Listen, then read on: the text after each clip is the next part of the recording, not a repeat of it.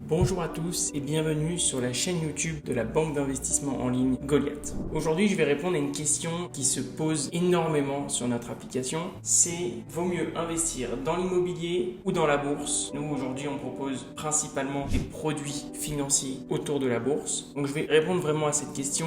Il y a des avantages du côté immobilier, des avantages du côté bourse et je vais vous donner toutes les réponses. Je vais commencer par le secteur de l'immobilier, par les avantages et également les inconvénients. Tout d'abord, l'immobilier offre des revenus réguliers grâce au loyer. Donc chaque mois, vous pouvez compter sur un revenu qui est assez constant si votre bien est loué. Aussi, ce qui est beaucoup apprécié dans l'immobilier, c'est les biens, vous allez les garder en général sur du long terme. Et quand vous gardez votre bien sur du long terme et que vous avez assez bien acheté, eh bien vous avez beaucoup de chances que le prix du bien va augmenter dans le temps. Donc ça, c'est quelque chose qui est énormément apprécié. Vous avez également la partie effet de levier. Aujourd'hui, en France, avec 20% d'apport, 10%, 15%, ça dépend, eh bien vous allez pouvoir faire un effet de levier. Vous pouvez utiliser cet effet de levier en empruntant de l'argent et acheter de l'immobilier. Donc un bien à 1 million d'euros avec 100 000 ou 150 000 euros de revenus, eh bien vous allez pouvoir acheter un bien. Et ça, c'est quelque chose qui est assez important qu'on ne va pas retrouver dans le milieu de la bourse. Après, il y a la partie sécurité de l'immobilier.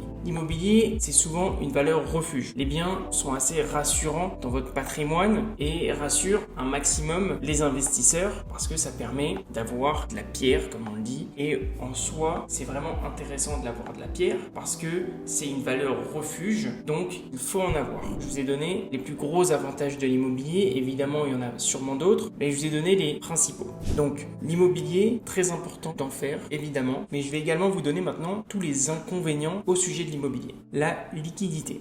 L'immobilier est beaucoup moins liquide qu'une action. Aujourd'hui, vendre un bien, ça va vous prendre du temps, le temps que l'acheteur trouve son crédit s'il y en a un, de ne pas être préempté l'appartement. Il y a des grosses étapes avant de pouvoir vendre son appartement. Donc ça, c'est un inconvénient à prendre en compte si vous avez besoin de liquidité dans les prochains mois. Les frais et les taxes. Alors, les coûts d'entretien aujourd'hui coûtent assez cher en France. Les taxes foncières, les frais de gestion et autres dépenses peuvent réduire vos revenus. Donc c'est pas parce que vous avez 3 500 euros de loyer qui vont tomber et 2 500 euros de crédit que vous gagnez automatiquement 1 000 euros. Eh bien non, il y a beaucoup de frais autour qu'il faut évidemment prendre en compte. Il y a également le risque locatif. Il y a toujours des risques que votre appartement ne soit pas loué pendant une certaine période, ce qui vous fait perdre de l'argent à ce moment-là parce que vous devez quand même payer votre loyer. Ensuite, il y a aussi la possibilité d'avoir un impayé. Ça peut arriver que votre locataire ne puisse pas payer à ce moment-là, ça vous fait des frais en plus. Donc ça, c'est quelque chose qu'il faut vraiment prendre en compte dans le secteur de l'immobilier.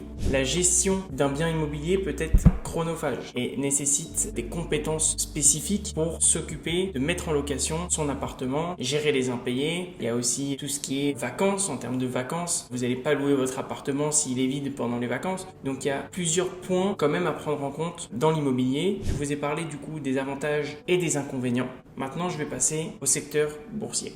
La diversification. Vous pouvez diversifier facilement vos investissements dans votre portefeuille en achetant des actions différentes de différentes entreprises et dans des secteurs différents. Comme je vous parlais au début de l'immobilier, je vais vous parler maintenant de la liquidité en bourse. Les actions sont extrêmement liquides. Vous pouvez acheter et vendre rapidement avec des frais qui sont relativement faibles. Donc ce qui est intéressant, c'est que si vous avez besoin de votre cash, eh bien en bourse, c'est assez rapide pour les récupérer avec des moins-values ou des plus-values, évidemment, mais le cash est immédiat. Accessibilité. En bourse, aujourd'hui, vous pouvez avec Goliath investir avec des petits montants et augmenter assez souvent, régulièrement, vos investissements pour solidifier votre portefeuille. Donc, l'avantage aujourd'hui, c'est de pouvoir investir avec des petites sommes, contrairement à l'immobilier où il faut des sommes beaucoup plus importantes pour commencer. Potentiel de rendement. Historiquement, la bourse, pendant ces dernières années, a offert des rendements supérieurs à l'immobilier. Quand vous regardez le S&P 500 et le CAC 40 et d'autres ETF ainsi que d'autres actions, la bourse en général propose des rendements plus élevés que l'immobilier. Maintenant, et je suis obligé de le faire, je vais vous présenter les inconvénients de la bourse parce que malheureusement, oui, il y en a, même si je suis principalement investisseur en bourse. Tout d'abord, la volatilité. Les marchés boursiers peuvent être très volatiles, ce que vous n'allez pas retrouver dans l'immobilier en général, et c'est ce qui peut être assez stressant en bourse pour certains investisseurs et surtout pour les nouveaux investisseurs. Le marché est très volatile et c'est pour ça qu'on prône sur l'investissement moyen terme,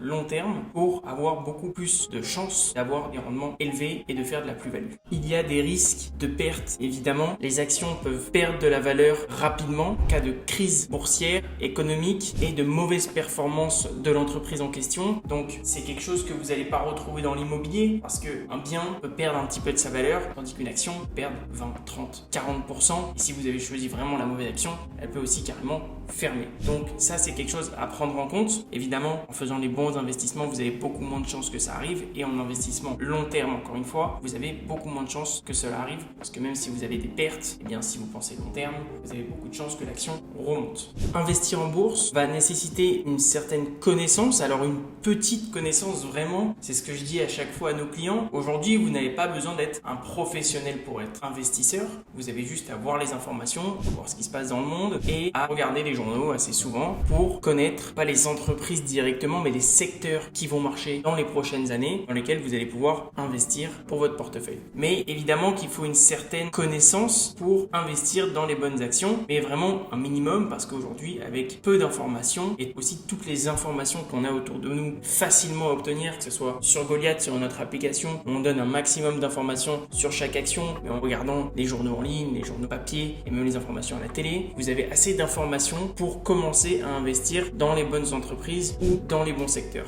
L'influence des facteurs externes. Donc ça, c'est quelque chose d'extrêmement important. Les marchés boursiers peuvent être influencés par des facteurs politiques, économiques ou même des événements mondiaux imprévisibles. Donc ce qui va faire fluctuer les marchés. Et donc ça, c'est quelque chose à prendre en compte. Je dirais que c'est un inconvénient, mais ça peut être aussi un avantage sur certains secteurs évidemment. Alors maintenant, je vais vous faire une conclusion entre ce que je vous ai dit des avantages et des inconvénients de la bourse et de l'immobilier. C'est important de diversifier votre portefeuille. Il ne faut pas investir soit en bourse, soit en immobilier. Il faut investir dans les deux. Il faut diversifier. On le dit souvent, ne pas mettre tous ses œufs dans le même panier. En investissant dans l'immobilier et la bourse, vous pouvez diversifier vos sources de revenus et évidemment réduire vos risques. Il faut équilibrer les avantages. Donc profitez des revenus stables de l'immobilier et de sa sécurité parce qu'il y a beaucoup plus de sécurité en immobilier évidemment, mais aussi en bénéficiant des rendements très élevés de la bourse, potentiellement élevés en général, et de la liquidité boursière. En bourse, comme je l'ai dit, vous avez la possibilité de vendre assez rapidement vos actifs pour avoir du cash et faire ce que vous avez besoin. Il faut une stratégie personnalisée.